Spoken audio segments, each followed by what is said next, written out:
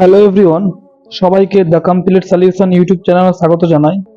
সদ্য ভারতীয় লোকসভা নির্বাচন শেষ হয়েছে এবং এই নির্বাচনের যে ফলাফল তা এই ভিডিওর মাধ্যমে তোমাদের সকলকে বলার চেষ্টা করব। লোকসভা নির্বাচনের মোট সিট সংখ্যা হচ্ছে 543টি এবং সরকার গঠনের জন্য মোট সিট লাগবে 272টি। এখন সন্ধ্যা 7টার পর ভিডিওটা করছি। এই ভিডিওটা করার সময় এখনো পর্যন্ত কোন দল কতটা সিট পেয়েছে এবং কোন দল এগিয়ে রয়েছে তা আমরা এই ভিডিওর মাধ্যমে এখন আলোচনা করব। তো চলো বন্ধুরা, দেখা যাক।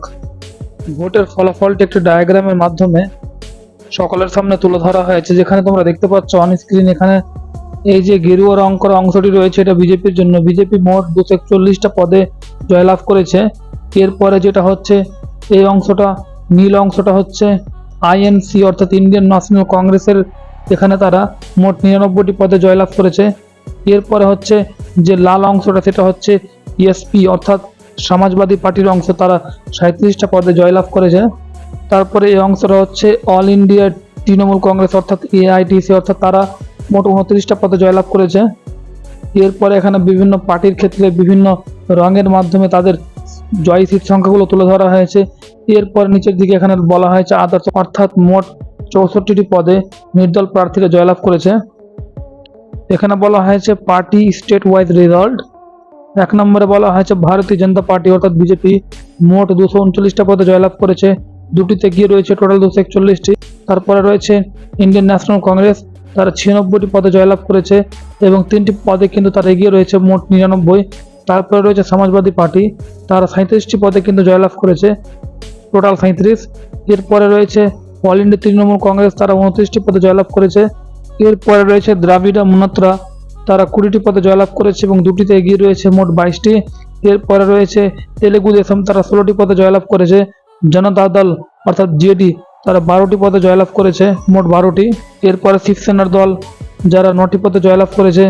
এরপরে হচ্ছে শিবসেনা এসএইচএস, তারা 7টি পদে জয়লাভ করেছে। এরপরে রয়েছে ন্যাশনালিস্ট কংগ্রেস পার্টি, এটা 7টি পদে জয়লাভ করেছে। এরপরে রয়েছে লোক জনস্কৃত পার্টি, তারা 5টি পদে জয়লাভ করেছে। এরপরে রয়েছে রাষ্ট্রীয় জনতা দল, তারা 4টি পদে জয়লাভ করেছে। এরপরে রয়েছে কমিউনিস্ট পার্টি, তারা 4টি পদে জয়লাভ করেছে। এরপর হচ্ছে কমিউনিস্ট পার্টি অফ ইন্ডিয়া অর্থাৎ সিপিআইএম, তারা 4টি পদে জয়লাভ করেছে। ইন্ডিয়ান ইউনিয়ন মুসলিম লীগ, তারা 3টি পদে জয়লাভ করেছে। আম আদমি পার্টি অর্থাৎ দিল্লির যে আম আদমি পার্টি এএ অর্থাৎ ট্রিপল এপি, তারা 3টি পদে জয়লাভ করেছে। ঝাড়খণ্ড মুক্তি মোর্চা, তারা 3টি পদে জয়লাভ করেছে। জনসেনা পার্টি, তারা 2টি পদে জয়লাভ করেছে। কমিউনিস্ট পার্টি অফ ইন্ডিয়া, তারা 2টি পদে জয়লাভ করেছে। জনতা দল জেডিএস, তারা 2টি পদে জয়লাভ করেছে।